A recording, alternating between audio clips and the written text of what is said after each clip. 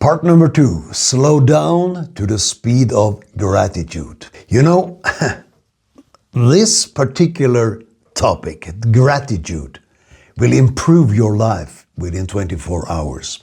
And I have a little to tell about this important area of life, gratitude. So I made it like part 2 and part 3, so you know. When I talk about speed, it's a metaphor. It's a picture. It's not like you're necessarily driving in 120 kilometers per hour. That's not what. It's a metaphor. When you are upset, right? You are frustrated. You are upset. Your inner being is speeding up, right? You're not even thinking clearly.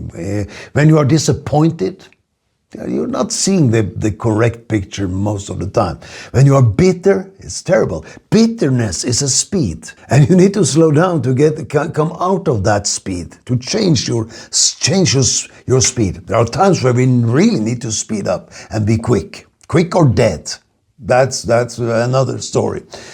When you are complaining, that's also a speed that slows you down in a very bad way. It's like you are working in mud. You're not able to step fast forward.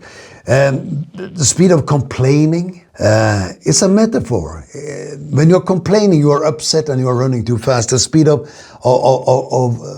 critics, you're critical. That's a speed.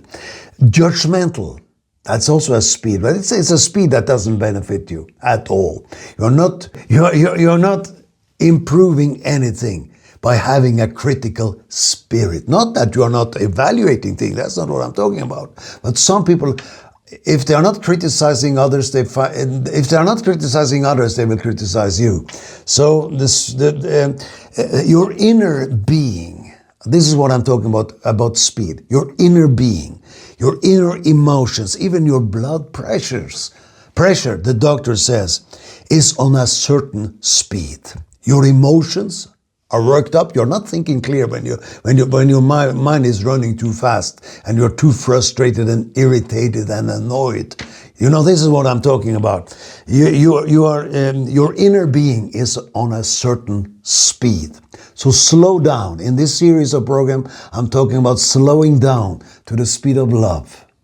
When you're upset, angry, you are not on the frequency of love. That's a different frequency. It's not good for your health in the long run. But of course, sometimes we need to get mad at something to change something. So that's another story. The speed of listening. That's a problem with many conversations. We are thinking about what to reply, what to answer, and we are not listening to what they are saying. So to master the art of listening, slow down to the speed of peace, the speed of gentleness, the speed of joy, the speed of gratitude, and that's what we are talking about today.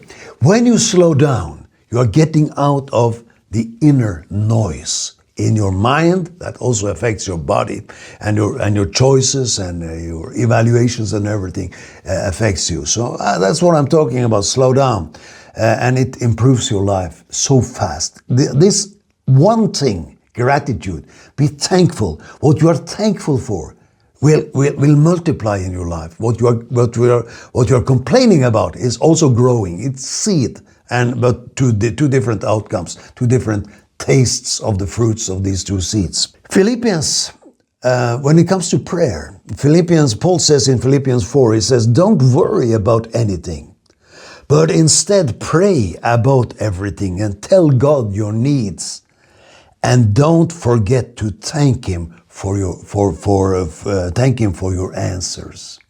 So gratitude is to be thankful. Sometimes we receive a gift and it's very disappointing if you're a giver and somebody it's just something they grab by the way. They don't even slow down to say, oh boy, are you giving me this? They take it for granted. And what happens?